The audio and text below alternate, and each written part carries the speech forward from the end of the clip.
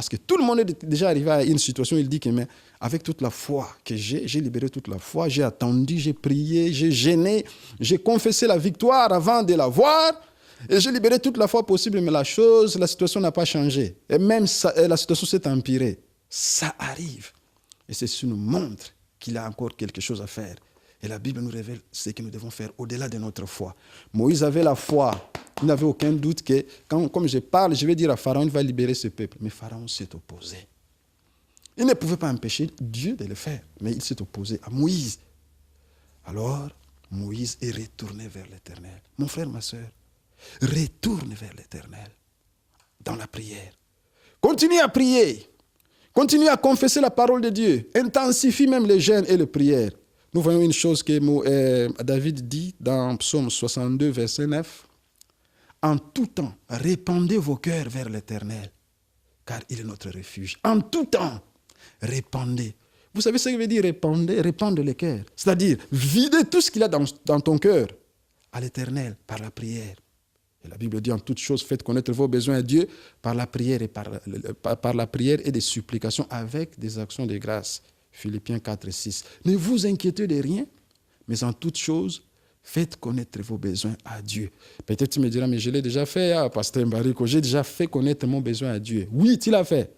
Mais il te reste une chose. Ce qui reste à faire, c'est ce que Moïse a fait. Moïse est retourné vers l'Éternel. Et Dieu lui dit, tu verras ce que je ferai à Pharaon. Et c'est ça le titre de mon message, mon frère, ma soeur. Tu verras ce que Dieu fera à tes ennemis. Tu verras ce que Dieu fera à ces forces des ténèbres qui bloquent ta vie, qui t'empêchent d'accéder à la prospérité, qui t'empêchent d'obtenir ton permis de séjour, ces forces qui t'empêchent d'accéder au mariage, ces forces qui sèment les désordres et la confusion dans ta maison, dans ton foyer, ces forces des ténèbres qui te ferment des portes d'emploi. Tu verras ce que Dieu fera à ces forces. Une main puissante agira.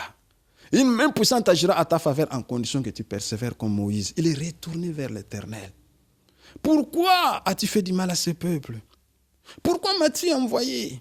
Voilà, depuis que je suis allé parler en ton nom, tu n'as pas libéré ton peuple. Il a dit 3 choses qui ont touché Dieu. Mais Dieu veut que nous soyons matures, que nous ayons la maturité, que nous grandissions et que nous retournions vers lui pour dire, mais Seigneur, tu as promis ceci. Mais pourquoi la chose tarde? Mais nous devons être parmi ceux qui ont la foi et la persévérance. Parce que la foi seule ne suffit pas parfois. Il y a des moments où ta foi suffit pour renverser une situation. Gloire à Dieu. Mais il y a des moments où la foi seule ne suffit pas. Il faut la persévérance. D'ailleurs, la foi réelle s'accompagne de la persévérance. La personne qui croit avec fermeté ne cède pas. La Bible dit dans le livre de Daniel, chapitre 11, que le peuple qui connaît son Dieu agira avec fermeté. Et Dieu dit encore dans Ésaïe 26, 3, « À celui qui est ferme dans ses voies, je montrerai le salut. » La fermeté, ne pas céder. Ne pas céder. Refuse de murmurer, mon frère, ma soeur. Refuse de pleurnicher. Refuse de pleurer.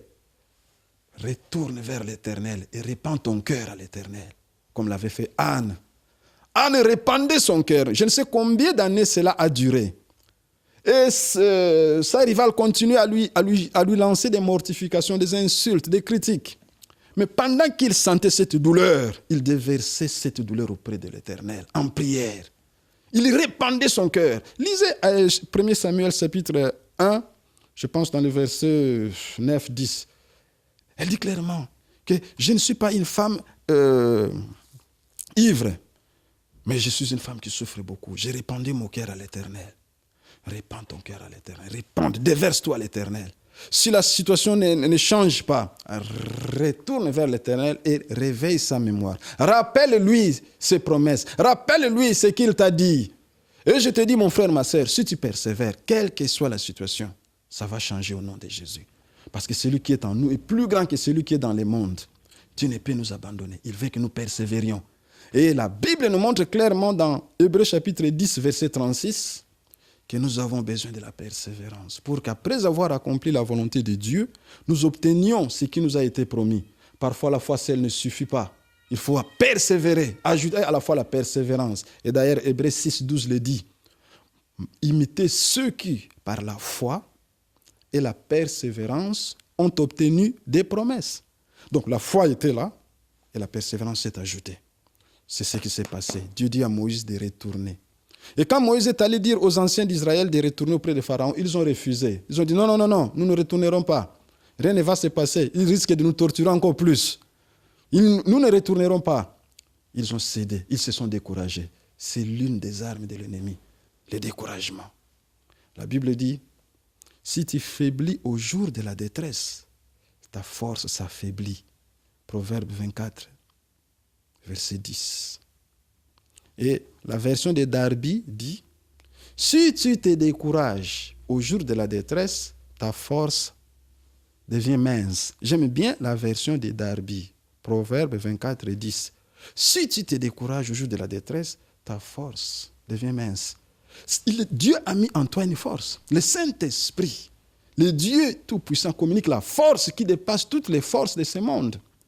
Et la Bible dit, Dieu a mis à notre disposition cette puissance avec laquelle il a utilisé pour ressusciter Christ d'entre les morts. Il l'a mise à notre disposition, donc à la disposition de ceux qui croient. Celui qui croit ne se décourage pas. Celui qui croit persévère.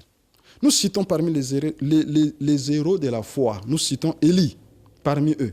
Mais Élie a persévéré pour voir la pluie tomber. Il a prié 7 fois. Il prie. Il envoie son serviteur vérifier. Rien n'est changé. Il continue à prier. Il dit à son serviteur de vérifier. Jusqu'à 7 fois. Et le Seigneur Jésus dit dans Luc 18, nous devons prier sans cesse. C'est-à-dire, si la situation ne change pas, nous devons continuer à persévérer dans nos prières. Et même commencer à confesser la victoire avant de la voir. Parce que l'homme naturel veut d'abord voir pour croire. Mais l'homme spirituel, celui qui est né de nouveau, lui prie et croit déjà que la chose est accomplie. Avant de la voir, peu importe la durée que cela prendra, il confesse déjà la victoire. Il voit déjà la chose changer avec les yeux de la foi.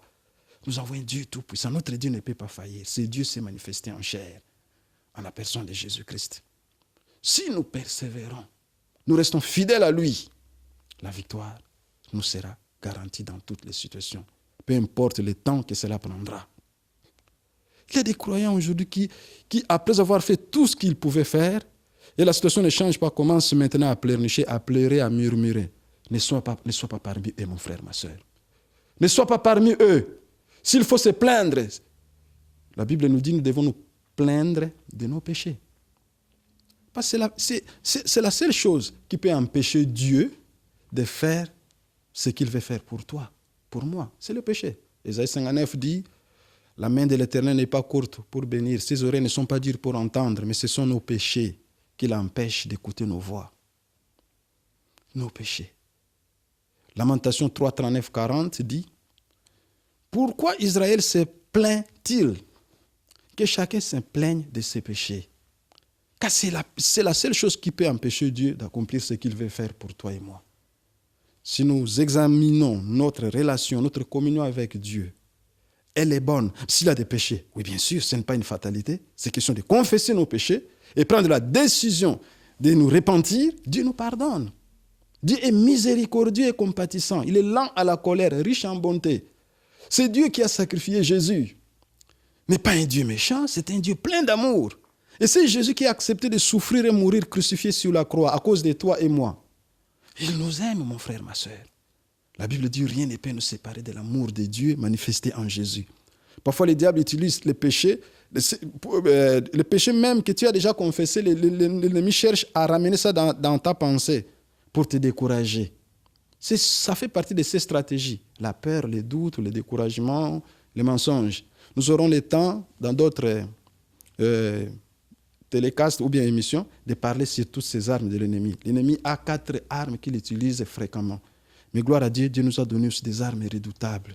La Bible dit que les armes avec lesquelles nous combattons ne sont pas charnelles, mais elles sont puissantes par la vertu de Dieu pour renverser les forteresses.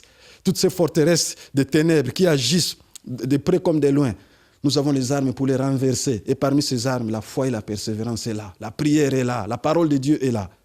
Ne perds pas ton temps à pleurnicher ou à te plaindre. Retourne vers l'Éternel comme l'a fait Moïse. Répands ton cœur vers l'Éternel. Tu sais, Dieu dit une chose dans Ésaïe 43. Réveille ma mémoire. Réveille ma mémoire. C'est juste même les petits enfants, nous les voyons. Si tu lui